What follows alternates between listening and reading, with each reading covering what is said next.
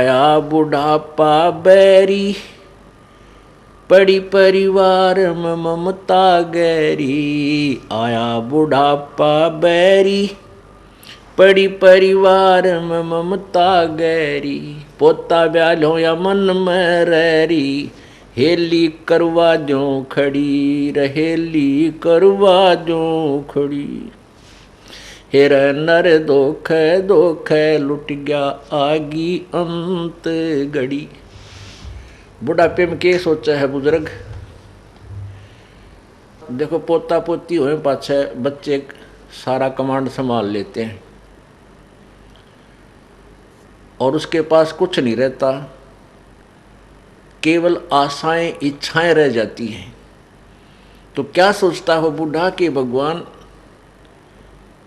पोता ब्याह लो, इस ये पोता मेरा ब्याह आ जाए मेरी आँखों के सामने, बस आनंद काया हो जाए और एक हवेली बना दूं।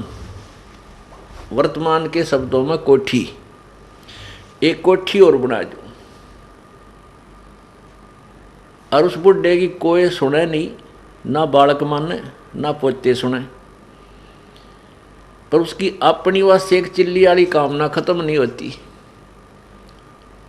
तो जिसके पास भक्ति नहीं है, भगवान का नाम नहीं है, उसका बुढ़ापा उसके लिए दुश्मन, और जिसके पास भक्ति है उसके लिए उसका बुढ़ापा मित्र बन जाएगा। क्योंकि बच्चों को सलाह बड़े बुजुर्ग तब तक देते हैं जब तक वो खुद सोचन समझन योग्य नहीं होते। और ये भी हमें भगवान के तत्व ज्ञान से ये भी हमें पता चल जाता है कि इस बच्चे के भाग्य में जो है वही मिलेगा। ना तेरे चीचू करने तक को कंपत्ति होगा और ना ही किसी और तरीके से। हाँ, तरीका एक है कि ये बच्चा तेरे वाला यदि भगवान से जुड़ जावे तो परमात्मा फिर इसकी आपत्तियों को हल्का करने लग जाएगा। ऐसा हो जाता है तो उसका तो बुढ़ापा कति स्वर्ग बन गया। ऐसा नहीं भी होता है, बच्चे नहीं भी मानते हैं, तो इस ज्ञान को आधार बना ले, अपनी भक्ति में बाधा नहीं आने दे।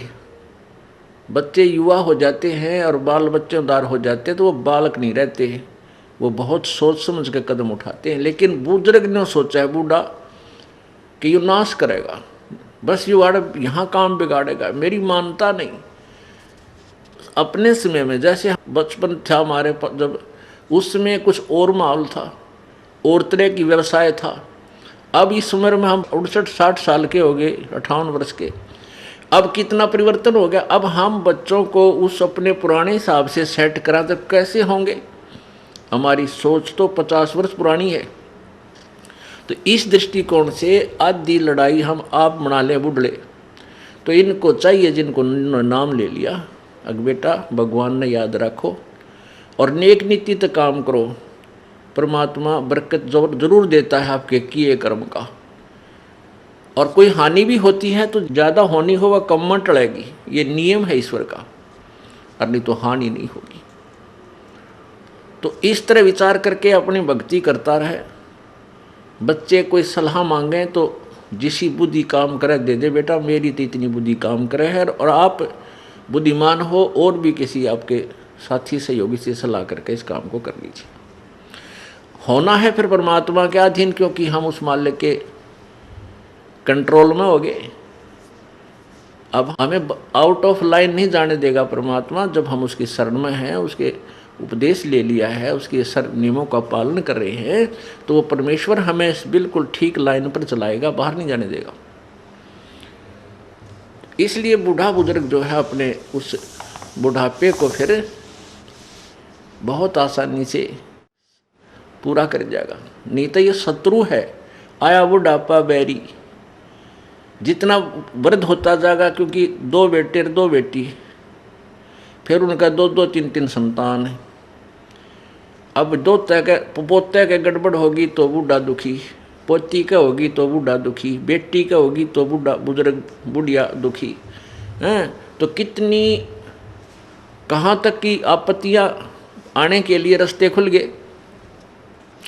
और भगवान की भक्ति में जुट जा खूब डट के, और फिर ये भी होगा कि राम नाम पर जुड़ गए तो निश्चिंत हो गए, जो नाम पर नहीं लगे हैं तो संतोष हो जाएगा, भाई अपना कर्म मिलेगा बच्चे को, थोड़ा दुख होगा घना नहीं होगा।